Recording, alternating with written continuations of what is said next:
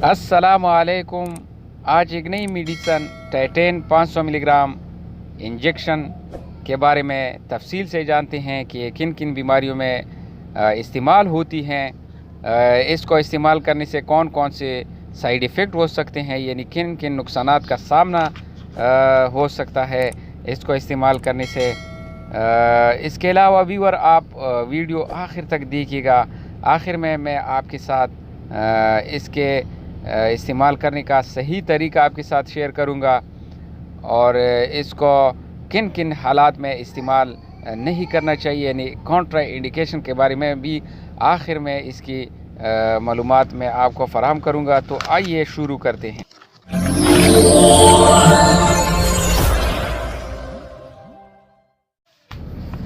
जैसा आपको मालूम है कि ये टाइटेन 500 मिलीग्राम की स्ट्रेंथ में अवेलेबल होती हैं। टाइटेन 500 मिलीग्राम की ये इंजेक्शन है।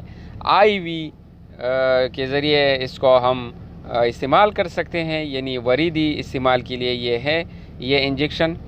इसकी जो फार्मूलेशन है सिफाट्रिक्सोन है, यानी इसकी जो कंपोजिशन है सिफाट्रिक्सोन है। और ब्रांड नेम OPB ऐसी इंजेक्शन मेडिकल शॉप में अवेलेबल होती हैं, लेकिन ये टाइटेन है। इसका जो फार्मूला है सिफाट्रिक्सोन। ये इंजेक्शन मुख्तलिफ़ किस्म की बैक्टीरिया इन्फेक्शन के इलाज के लिए इस्तेमाल किया जाता है।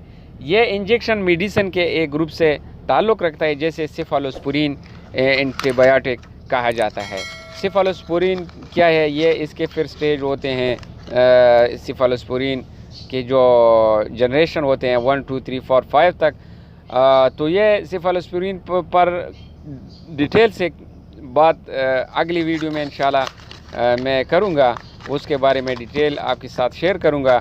लेकिन आज सिर्फ इंजेक्शन टाइटेन के बारे में जानते हैं कि ये किन किन बीमारियों के लिए इस्तेमाल होती हैं।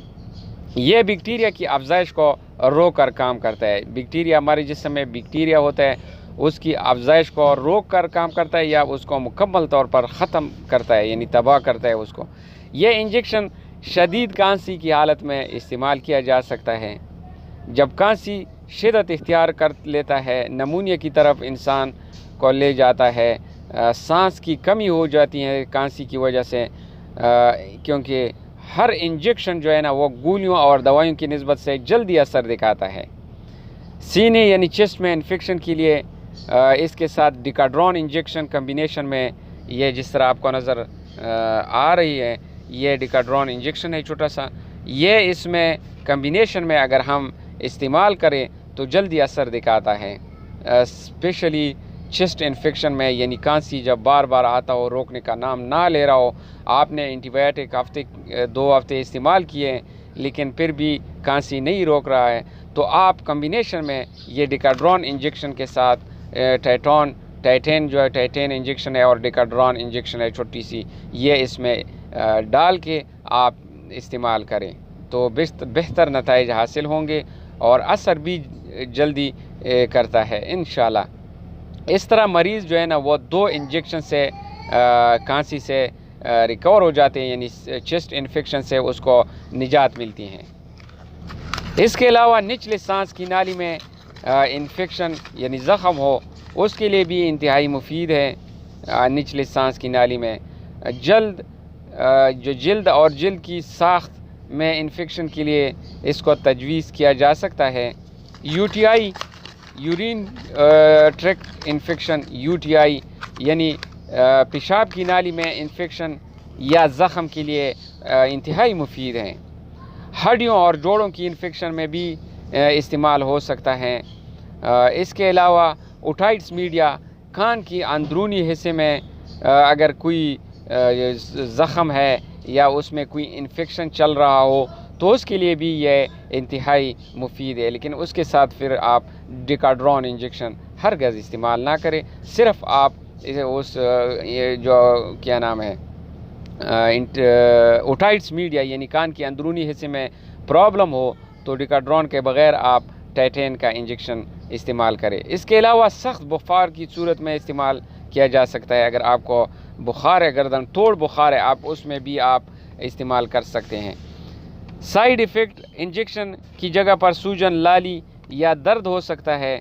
आप कोशिश करें कि इंजेक्शन किसी ट्रेन ڈاکٹر یا فارمیسسٹ یا نرس جو بھی بولتے ہیں اس سے آپ لگوا لیں، کیونکہ غلط انجیکشن لگوانے کی صورت میں موت بھی واقع ہو سکتی ہیں۔ تو انجیکشن لگانے کی صورت میں آپ احتیاط سے کام لیں، آپ اچھی سے کوالیفائڈ پرسن سے آپ انجیکشن کو لگوا لیں۔ کانٹرا انڈیکیشن یعنی کن کن حالات میں اس کو استعمال نہیں کرنا چاہیے۔ ٹیٹین انجیکشن گردے اگر نکارا ہو یعنی کڈنی فیلیور کا مسئلہ ہو، فنکشن اس کا کام نہیں کر رہا ہو تو اس کی صورت میں آپ استعمال نہ کریں۔ جگر میں اگر کوئی مسئلہ ہو تب بھی استعمال نہ کریں۔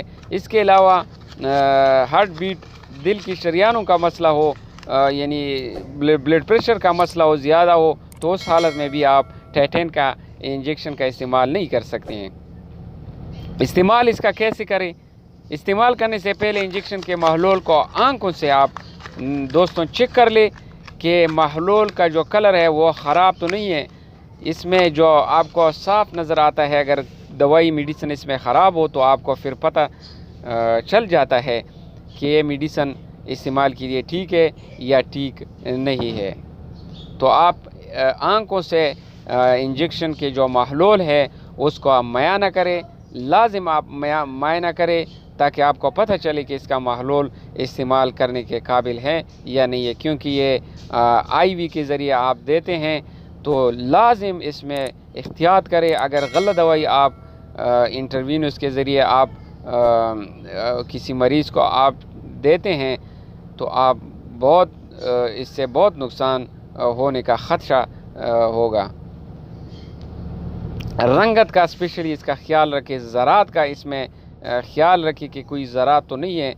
اگر مسئلہ ہے تو پروڈکٹ کو ہرگز استعمال نہ کریں، اس کو ضائع کریں، کسی ڈسٹ بین میں اس کو ڈال دیں تاکہ زیادہ نقصان سے آپ بچا جا سکے۔ تو انجیکشن کا محلول یا کوئی ڈریپ کا محلول آپ آئی وی فلوئڈ لگاتے ہو تو اس کا بھی آپ کلر یعنی اس کا رنگت لازم آپ چیک کر لیں، اس کا مشاہدہ لازم کریں، پھر جا کے آپ لگا لیں۔